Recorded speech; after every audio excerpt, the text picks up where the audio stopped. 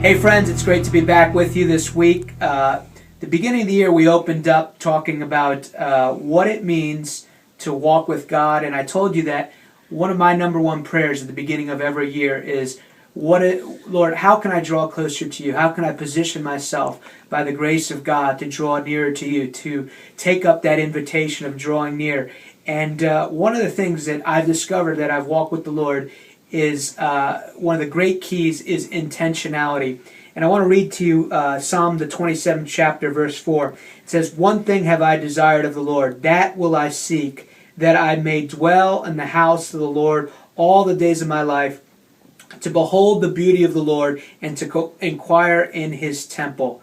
This is David speaking, of course, in the Psalms, and it says, "One thing have I desired, and that will I seek."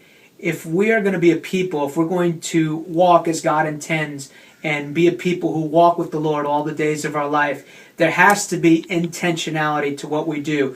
I always find it fascinating that in the book of Exodus, Moses is on the backside of the desert, and he sees a burning bush, which was an occurrence that happened during that time. But it's not until he goes over to the burning bush and that God begins to reveal and speak to him the things concerning of what he called him to. His destiny was changed because he was intentional to go over and see the burning bush. And if we're going to be a people who walk with the Lord all the days of our life, it is so key that we're intentional. We're intentional about making time to worship. We're intentional about opening up the Word. We're intentional about taking time to meditate on the Word. We're intentional to think about how the prophetic words that we're receiving are applied to our life. We're intentional about asking the Lord what we're supposed to be focusing on in a certain season. So one of the great keys that I have found is in walking with the Lord is intentionality. And I just want to release a prayer over you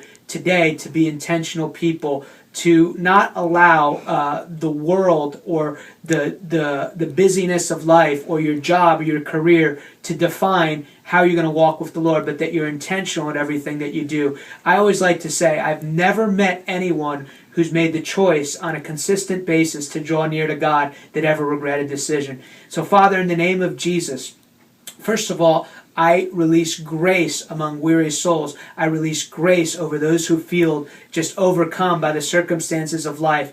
And I declare that there's grace being released to intentionally follow you, to intentionally seek you, that you would become a person who, as David thinks, one thing has he desired, and that which shall we seek. I declare that you're a person who desires something and you seek after it. God bless you as you seek to be intentional people, not only today, but tomorrow, but all the days of your life.